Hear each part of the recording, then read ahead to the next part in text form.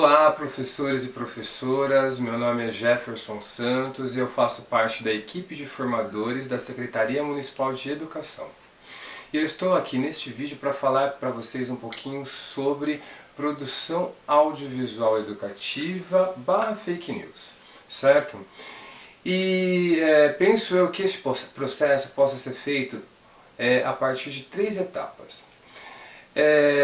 Penso que a primeira seria um processo que eu chamo de leitura crítica, né? O que eu estou chamando de leitura crítica? O que eu estou propondo aí nesse momento de leitura crítica? Se a gente então quer falar sobre fake news, primeiro, esses adolescentes, esses alunos, eles precisam então fazer uma leitura crítica, pensar sobre o que é fake news. Então, eles verem junto um vídeo de fake news, né? Então, para eles terem ideia de como essa discussão tem fomentado essa polarização que existe na nossa sociedade hoje, né?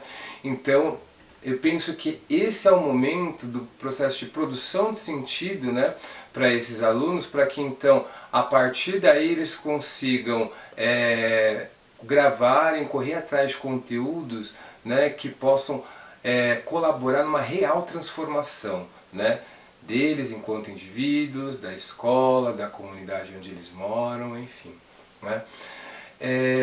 E penso eu que também, dentro dessa discussão, algo que possa ser abordado é o artigo 5º da Constituição, né, que fala sobre a liberdade de expressão, atrelado também às leis de difamação e calúnia, né, pensando que são elas aí que vão balizar, né, as nossas relações dentro então desse processo de liberdade de expressão, aonde mora essa tensão da fake news, por exemplo, né? Então, penso que nesse processo de leitura crítica, esse é um caminho possível para então apresentar o tema e daí começar a elocubrar, ter ideias sobre o tema, né, e assim fazer com que o processo ele já comece a partir da produção de sentido para a vida desses alunos e dessas alunas que então estão se propondo a realizar o trabalho do Imprensa Jovem Online, certo?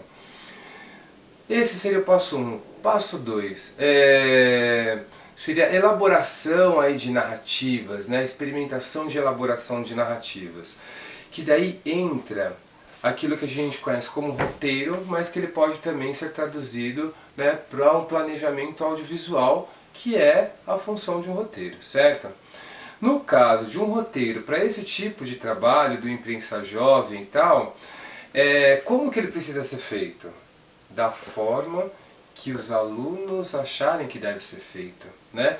Esse roteiro ele precisa atender às necessidades, né, de sistematização da ideia desses alunos, né? Então, existem formas? Sim, existem formas, mas penso que aqui faça mais sentido a gente trabalhar de forma mais empírica, mais no feeling, mais no sentir da coisa. Então pode ser através de uma tabela, né? E organizar através de tabela, pode ser um texto corrido, pode ser vários textos em blocos, enfim. Precisa, na realidade, fazer esse planejamento audiovisual, ele precisa atender essa necessidade de transformar as ideias desses alunos em imagem, né? Então, quer dizer, o planejamento ele vai, na realidade, garantir a qualidade do conteúdo a ser gravado, certo? E daí eu acho que precisa sim estar bastante solto e livre para fazer isso, justamente porque a gente está falando de um processo que não tem certo, não tem errado, mas sim tem disponibilidade para ser feito, né? Que é o que vocês professores, então, quando estão trabalhando com imprensa jovem, estão dispostos, né, a fazer esse trabalho qualitativo. É para isso que a gente está aqui, para cuidar dessa qualidade desse trabalho junto com vocês. Certo? Então, falando aí desse segundo momento, que seria então desse processo, desse planejamento audiovisual. Terceiro momento, terceira parte, seria o processo de gravação, né? O processo da produção propriamente dita de conteúdo, né?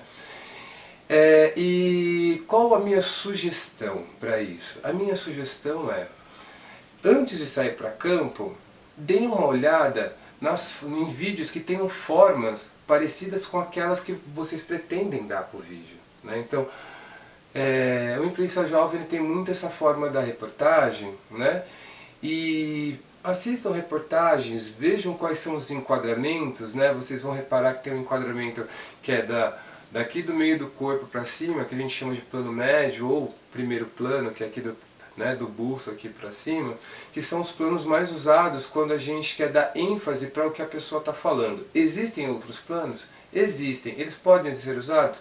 Podem, né? E por isso que eu estou sugerindo aqui é que vocês abusem da criatividade, porque é isso que na realidade vai dar qualidade aí, penso eu, para as relações estabelecidas dentro do processo. Né? Porque você, professor, os próprios alunos já têm essas referências de imagem, né?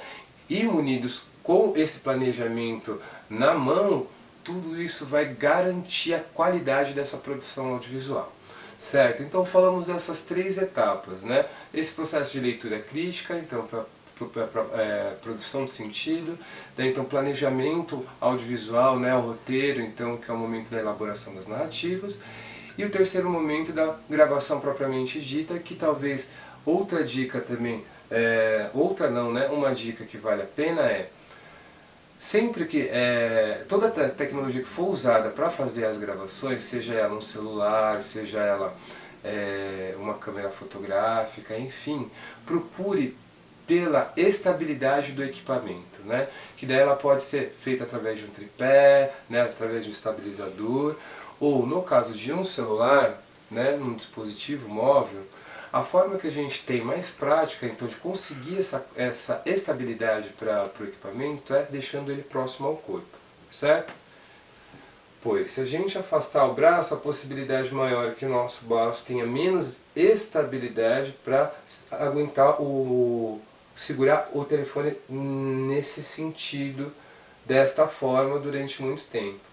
Na medida que a gente aproxima ele do corpo, a gente poupa o nosso braço e ganha uma estabilidade maior para o equipamento, né? Penso que isso seja de grande valia, sempre prestar muita atenção, porque nesse processo, considerando que a gente sempre lida com equipamentos, né? Dispositivo móvel e que às vezes são amadores ou semiprofissionais, garantir que a gente consiga tirar o máximo de qualidade dele. E num dispositivo de gravação, a estabilidade dele para a qualidade da imagem é de fundamental importância. Outra dica fica: jamais grave ninguém com um fundo que tenha um grande foco de luz, porque isso gera um efeito que a gente chama de contraluz, né? E daí, na contraluz, o equipamento vai deixar tudo escuro, né, o nosso personagem, e vai focar, na realidade, nessa luz que está lá atrás. Então, por isso que jamais gravem com foco de luz atrás, sempre com foco de luz em cima, ou foco de luz aos lados, né, jamais um foco de luz atrás, certo? Penso que a partir desses 3 processos, né, dessas 3 etapas, é possível então fazer essa produção audiovisual, né, educativa. Mas só que daí vai ficar a pergunta: Jefferson, e a edição? Considerando que a edição é sempre um processo técnico e que ela exige uma habilidade, que ela é advinda de muitas horas de prática na frente de um computador com programa de edição, nem sempre as pessoas têm disponibilidade ou mesmo gostam desse tipo de trabalho. Né? Para fazer edição é um trabalho que a pessoa realmente precisa gostar, né? E precisa estar disposta a ficar várias horas na frente do computador, né? E trabalhando este material de forma sistemática, né? Então por isso que precisa, é um momento muito particular, diria eu, né, particular não, mas singular, né, do processo de produção audiovisual, mas que ele não precisa ser feito de forma isolada. Então, qual a minha sugestão?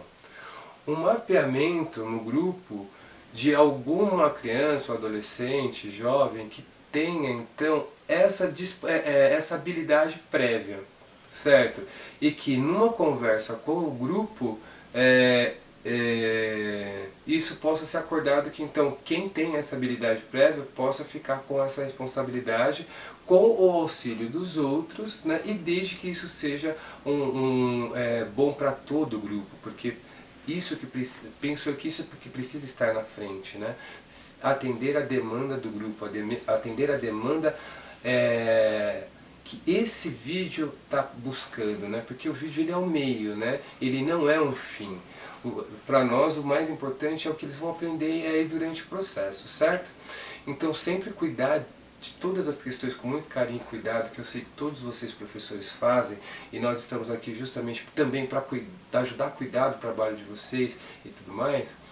É por isso que então eu faço essa ressalva, que de repente uma possibilidade é esse mapeamento no grupo. Outra possibilidade qual é também? Solicitar uma visita técnica minha, do Carlos, né, ou de algum outro formador na escola, para então uma formação em softwares de edição, certo? Que daí então eu, o Carlos Lima, né, tem outros formadores que também podem fazer isso, que pode ser também uma solução para esse processo de finalização de uma produção audiovisual educativa, certo? Penso que é isso que eu tinha para falar para vocês, nós estamos à disposição, né? Eu espero que vocês consigam realizar o trabalho comunicativo de vocês, porque é isso que vai fazer a qualidade ser garantida dentro, né, da instituição escolar, que está dentro dessa sociedade em que a gente está inserido, certo? Muito obrigado, né, e forte abraço para todos e todas.